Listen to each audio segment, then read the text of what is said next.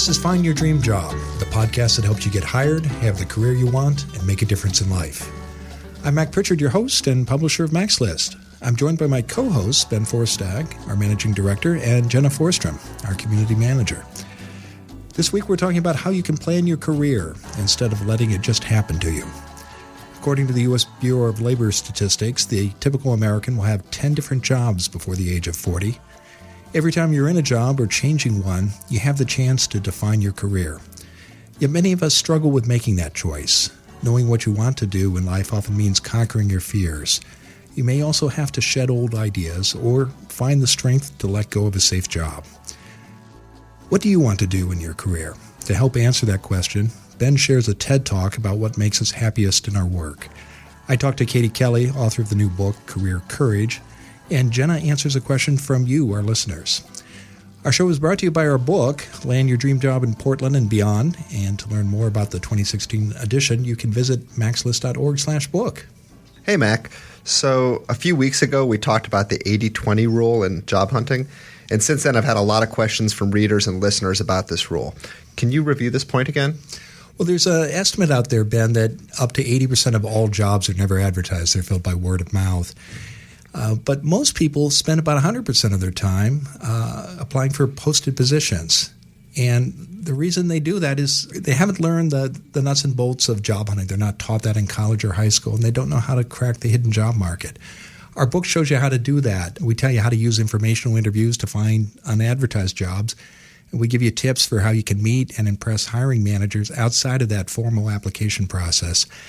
And we also show you how to get industry leaders to think of you when jobs open up, often before they're advertised. Great, thanks. Yeah, and again, to learn more, visit maxlist.org/book. Jenna, Ben, today we're talking about career planning, how to map out your career. What kinds of steps have you two taken in the past to plan your own careers? So I was one of these people who spent 100% of my time looking at job boards, and among all the problems that caused, one of them was that I started thinking about my career and thinking about my skills, wrapping them around the jobs that I saw advertised, instead of taking a step back, turning off the computer and thinking about what I really wanted to do with my career, thinking about the end goal I wanted rather than what's the next step. And when I took that time to kind of think about things and frame my experience and my skills and my education around what I wanted to be doing, it made my whole job search much clearer. Good.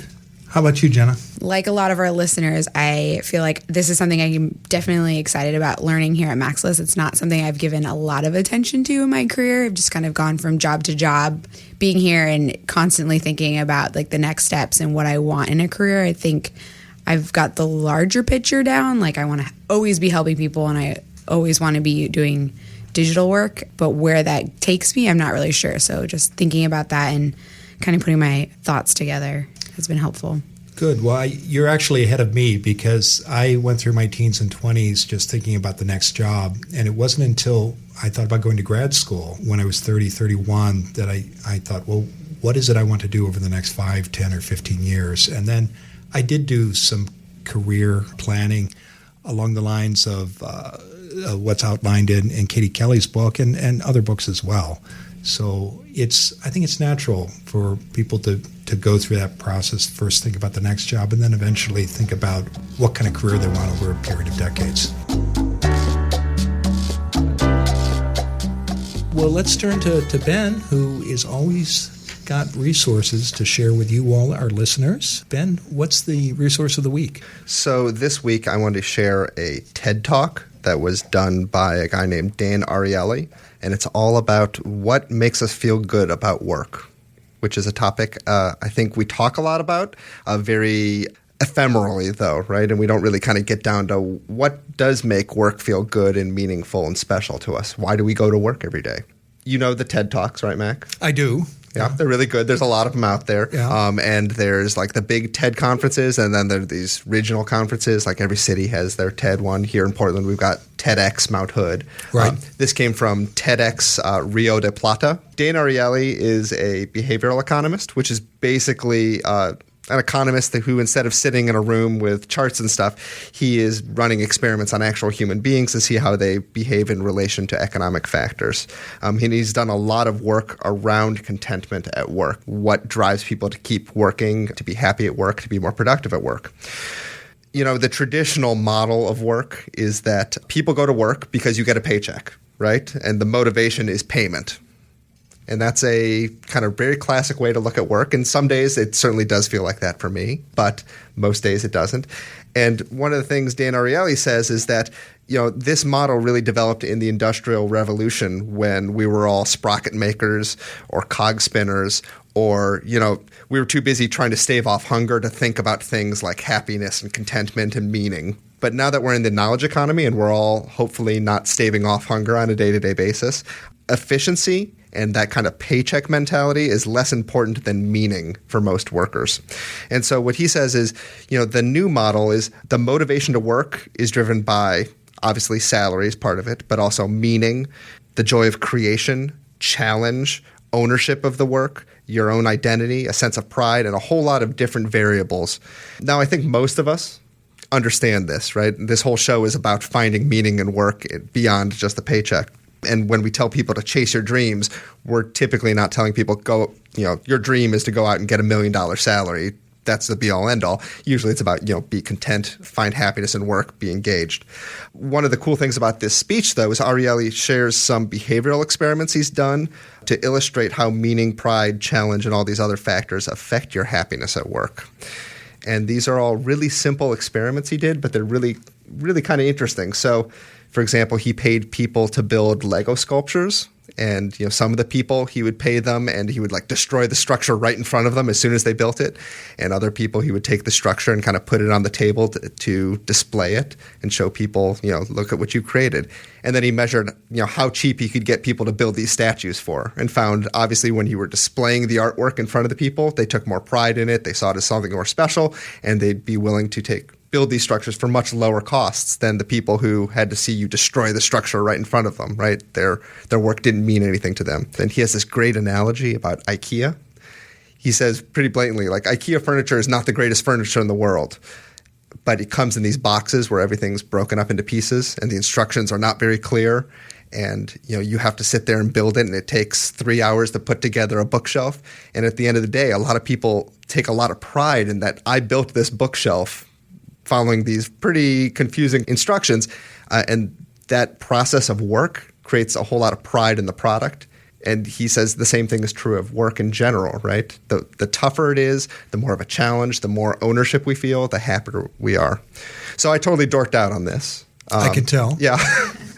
Because it combines a lot of my favorite things like social sciences and research and bizarre experiments. I definitely suggest you check it out. It's only 20 minutes long. It's available on the TED website, which is TED.com. And I will also put a link directly to the video in our show notes.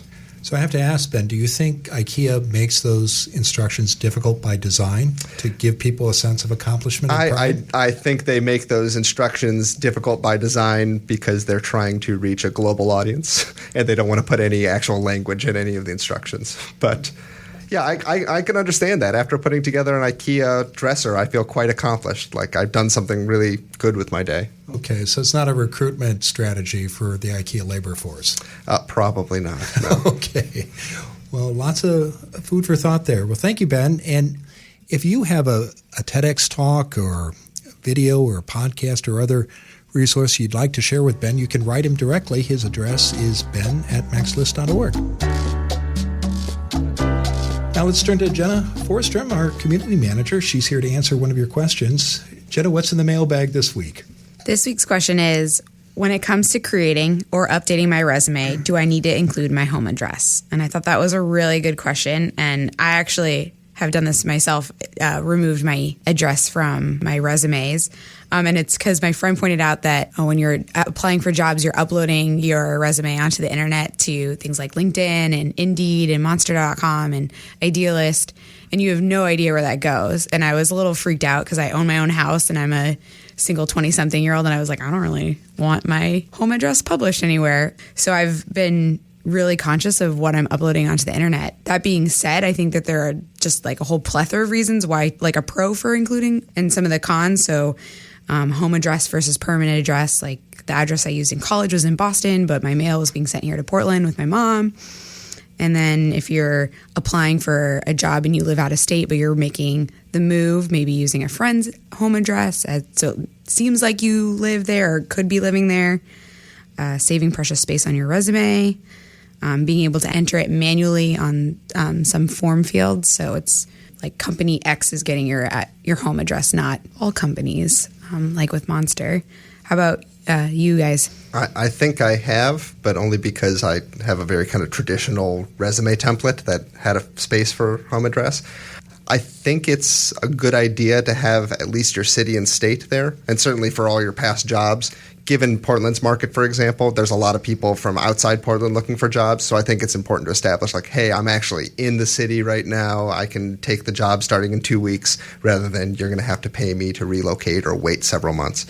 But I definitely hear your issue about, how information gets spread around the internet about you, and I think that's something we always need to be cognizant of. And I've seen advice from career counselors that you can free up space, as you said, Jenna, to make the case for elsewhere in your resume. And a good way to do that is to remove the postal address and just include, say, an email and a cell phone. I've also had people recommend that you use a local P.O. box if you're concerned about identity theft or sharing your home address with, or what might happen to it once it gets out there. And some people do that too when they want to show a connection to a community where they haven't moved yet, and they'll use a local P.O. box.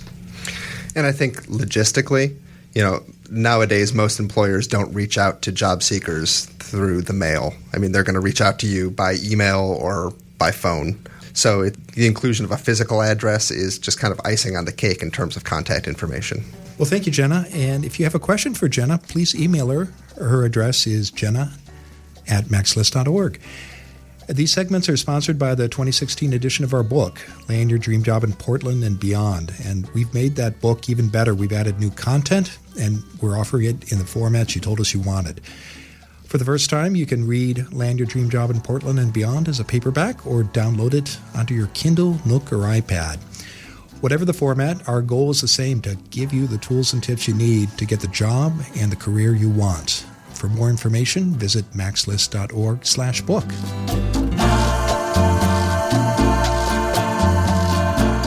Now let's turn to this week's guest expert, Katie Kelley. Katie Kelley is People Development Director for First Group, parent company of Keen Footwear and Chrome Industries. Her own career pivots include stints as a psychotherapist, a medical salesperson, an ABC television contributor, and most recently as an executive coach with clients that include Google and Time Incorporated. Katie, thank you for coming to downtown Portland and joining us in the Max List studio. Thank you so much. Wonderful to be here with you. Yeah, it's a pleasure to have you here. Now, planning careers, this is a subject that can move some people to silence. They're not sure what to say when people say, well, what's your career plan? Right. How can listeners get clear about what they want to do in their career? So, yeah, I came up with, just in chapter 1, this model called the fog model, because that's often how I felt throughout my 20s and even 30, just like kind of in a fog, not really sure what the next step would look like. And so I think people, in my experience at least, get really locked into corners where they get really hung up on the companies or the titles or maybe salary or cities. And so I try to encourage people to think about it more fluidly. And so there's this model that I use called the fog model, right? And so it's really looking from like a whiteboard perspective at 3 buckets of information. So the first one is feedback. So it's asking some people in your life, both personal and professional, whom you trust and whom you can honestly handle feedback from, which is kind of a critical first step to ask yourself. But you ask them, what should I stop, start, and continue doing in my work life? What do you observe about me where I really come to life, where I'm really like pumped up, amped up because of the day I just had? Or when do you notice that I'm like fully deflated, don't have the energy, I'm not feeling so positive? What do you notice about me? So start to jot down those notes, what they tell you, what they think you should stop, start, and continue doing. So there's a data set. Because the easiest way to sometimes learn about ourselves is what our behavior is telling other people. Sometimes it's easier to learn from others what they're seeing from us. How long of a list of people is that, Katie? I would just start with 3. Okay. I would just start with 3. And then the second bucket is opportunities. So these are, just think about what people in your life, what key relationships, what networks, meeting, events might help you expand or experience more mature working relationships or experiences. So if that's too complex for you, think about who excites you. Like who, when you look out online or even on LinkedIn, or if you go to a networking event, who in the room is the most enticing to you because of the work they're able to do, because of the places they're able to go, because of the meetings they're a part of, and just start to note who those people are. And then think less about them, but what exactly their roles are. What function are they serving in their organization? So that's a second data set. And once you identify those people, should listeners think about approaching them? Possibly, but even before that, just really sit down and think about what is it how are they showing up in the world? What are they doing? What are the roles that they're serving in? So that's the F and the O of this G, right? So the F is the feedback, the O are the opportunities that you're seeing that are really enticing to you and kind of pulling you into your future. And then the third data set is most simple of all. It's G, and it's gut instinct. So what is that thought that's waking you up at 2 a.m? What is that kind of innermost thought that's kind of waking you up and saying, I should have done this. I wish I had done that. And so just jot that down, right? So that kind of instinctual knowledge about a step you should take or something that you're regretful that maybe you can correct now. So I encourage people to give themselves maybe 4 to 6 weeks to kind of fill those data buckets, pair up with a buddy who's going through the same thing and touch base with one another every Friday, for example, and work to find out what's showing up in those 3 areas. And so the goal is to find out what lives in that concentric circle in the middle. And so that's what I call the career success circle. So this is a much more intuitive, kind of organic business plan. It's kind of the antithesis of what we think of as a business plan, right? It's really just a kind of way to point you towards the next step. Because in my experience, career building is really about momentum. It's about knowing which direction you want to go. I don't know where I want to go forward, but I know I don't want to be here anymore. If that's kind of where you're feeling, this is a model that helps people take that step forward. And with each step, with each conversation, with each event you attend, et cetera, you start to learn more about not quite this way. I'm going to tweak this and go a little bit that way.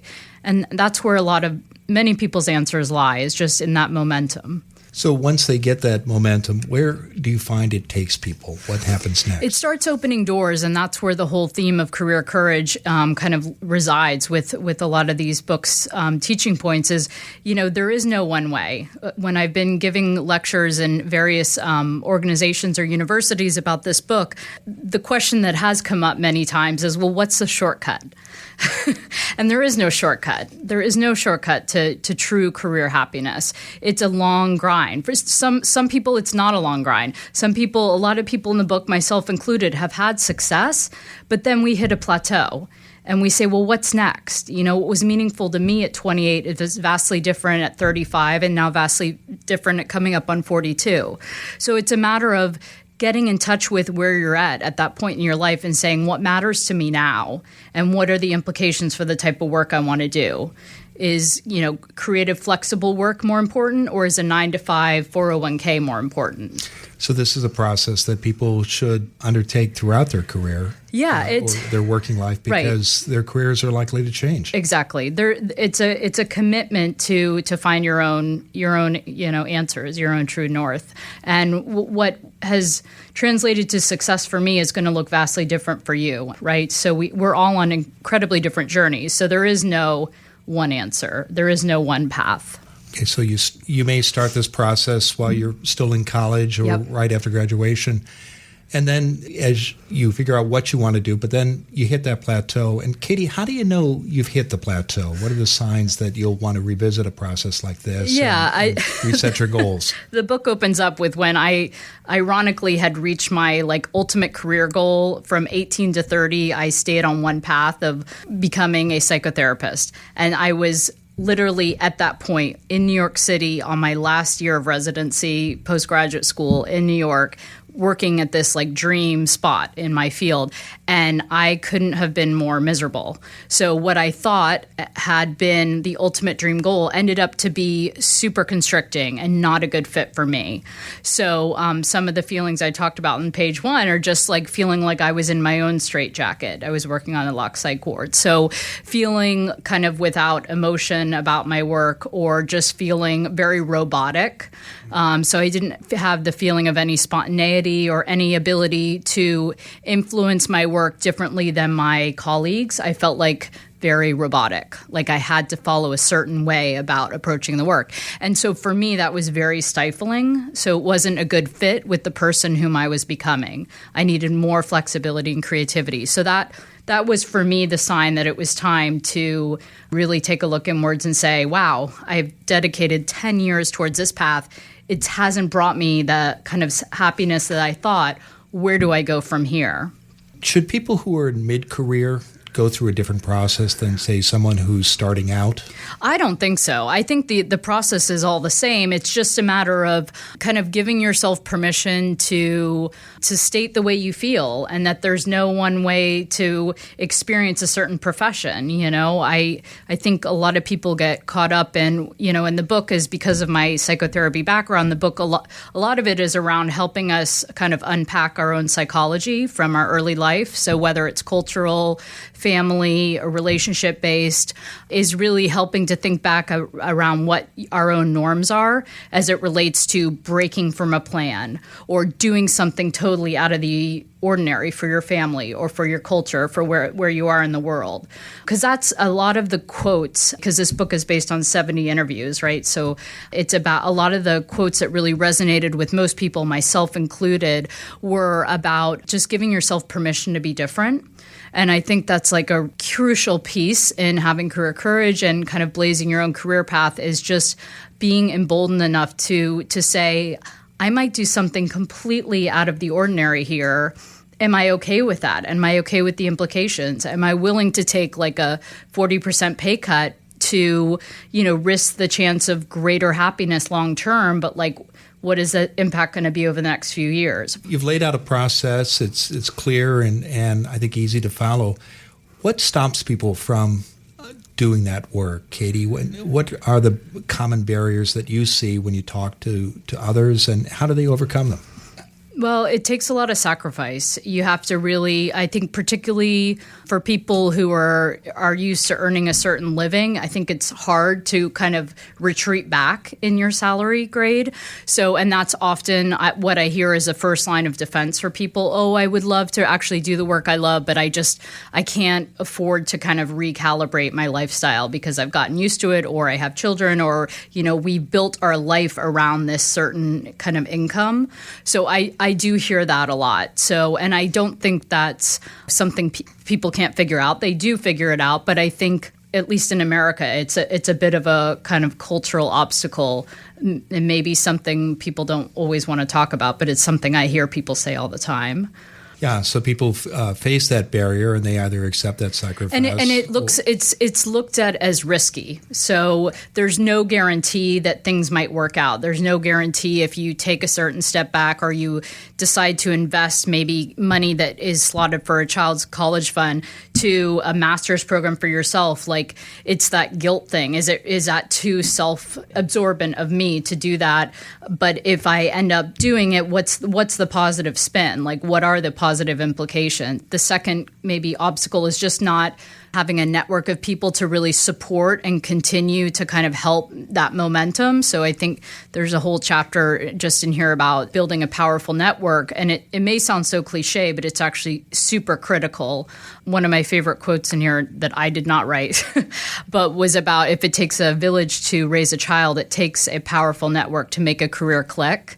And I really believe that. I mean, you really need that village of people sponsoring you, mentoring you doing the same for others, and people kind of pulling you along when the going gets tough. So for people who've made a choice, they've picked a career they're starting or they're switching to a new one, and things are going well, they haven't hit that plateau yet, what are steps they need to take along the way to get the most out of that choice? It's a great question. I think just always keeping that vision piece in mind. So there's chapter 1, it talks about motivation, right? And then I can't remember the specific chapter, but I think in 6 or 7, it talks about vision. So sometimes we don't always have the luxury of being able to lay out a vision, but a vision could be a 3-month plan or it could be a 15-year plan. But I think about if you can start thinking about, okay, particularly around finances, which often I find when you talk about what do you want to do when you grow up, people will say, oh, do what you love, but we don't always talk about the financial piece. So chapter 9 is talking about making sure you're really doing the math on what your current salary is and what your earning potential is going to be over time, and really having that hard conversation with yourself around what your lifestyle expectations are and needs. Again, there's a big unconscious piece sometimes for people about the life they intend to live. So it could be around the zip code, around schools, around how often you want to have, nice clothes, designer clothes, or how much you want to travel. So really getting honest with yourself around what your expectations are as you move through life, and figuring out if the career path you're in right now, if the trajectory is going to be in alignment with what your needs and expectations are.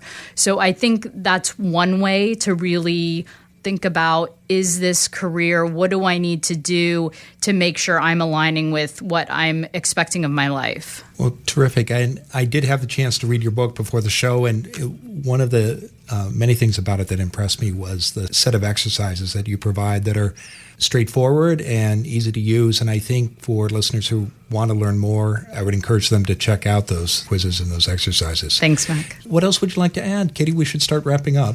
Oh my gosh. Well, it's just a huge honor to be here. I just encourage everyone to take a look at the book. People are enjoying it. And maybe don't read it in solo, kind of read it as a group. I'm finding a lot of people are kind of using it as class exercises for homework assignments, and that colleges, particularly, I'm 20 years out from high school, but even this Friday, I'm going down to San Diego and keynoting my high school's career day to talk to juniors and seniors. So I don't think you can start earlier. And, these days, it just I can't imagine thinking about my career at junior and high school, but all ages do apply as readers. Well, great. Well, you talked a little bit about your trip to California, and I know you've been on a book tour. What else is coming up for you, Katie? What's next? My family will not let me do any more flying around. I've been pretty much out of town all of March. So I'll be down in San Diego this weekend, and then pretty much trying to do local events in Portland or radio and TV shows from here. Great. Yeah. Well, I know to learn more about you, people can find you on Twitter, and your Twitter handle is at Katie_C_Kelley, and that's Kelly with 2 E's. You have a Facebook page. We'll include links to both your Twitter and your Facebook account in the show notes.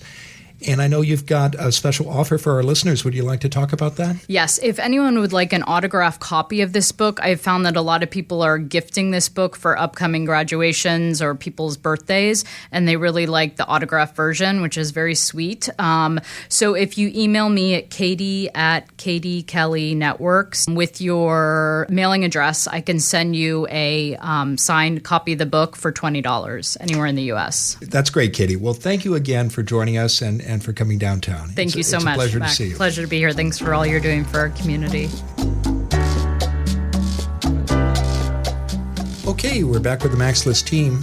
Jenna, Ben, when you two think about the interview, what are some key takeaways for you? Well, I thought it was a great interview. And the one part that I really resonates with me was the importance of feedback in thinking about your career.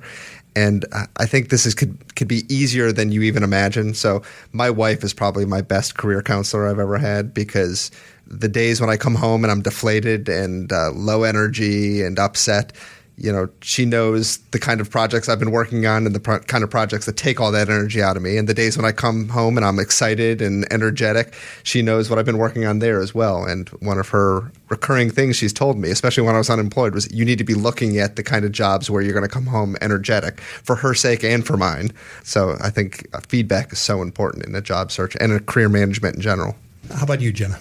I really liked her comment on personal permission and how just giving yourself that it's okay to do this and kind of step outside of cultural or economic norms to like pursue what actually really makes you happy, but realizing that with that personal permission comes a little bit of sacrifice. So you need to be honest with yourself and with your family about what you're going to do and if there's going to be a financial tie to it. But I think we always hear that like money doesn't equal happiness. So even though if you're going towards the dream job of, you know, making $1 million and you're miserable, it might not be really worth it. And I think that's part of the reason why there's so much pressure on young adults and even people who are teenagers, right, to figure out what they want to do. Adults realize, like, once you have a family, like, there's a whole lot more sacrifice needs to be made when you're making transitions in your career, right? You have to think more about finances and responsibilities and where the money's coming from. When you're in your 20s, obviously, you still need to eat, you still need to pay for rent or a mortgage, but the obligations there aren't as great or your responsibilities aren't as great. And so there's more opportunity there to try things out, to experiment, to figure out what you want to be doing. Yeah, and just like understanding where that baseline is for even if you're beginning your career or if you're midway through your career, it's like you're still going to have a baseline, and just using that as like a platform to build a foundation on seemed like a really good point. For me, I liked about what Katie had to say was her point about how we can have a lot of different careers during the course of our working life. And I think, especially for younger people, there's a sense that if you're in high school or college, you've got to make one choice that you've got to stick with for the next 40 or 50 years. And that it's not only not true, but if it were, that would be overwhelming. I know, Ben, you and I have talked about this before in earlier shows. You know, we both had several different careers at this point. And Jenna, I think you'll have the same experience, and I think all of our listeners will too. Well, thank you for listening. And if you like what you hear on our show, you can help us by leaving a review and a rating at iTunes. This helps others discover the show and helps us serve you all better. And one of the reviews we received recently is from Josh Grinowitz, who writes, quote, "Find your dream job is the antidote to all those be an entrepreneur, get rich quick, make your first million, and work from your laptop while jet skiing with dolphins off the coast of Bora Bora podcasts out there. It offers practical advice, refreshing insights, excellent interviews, and realistic approaches to finding your dream gig without hyperbole, overinflated promises, and echo chamber advice." Thank you, Josh, and thanks to the scores of other listeners who've left a review. Please take a moment to leave your own comments and ratings. Just go to www.maxlist.org/iTunes. Thank you for listening. We'll be back next Wednesday to give you the tools and tips you need to find your dream job.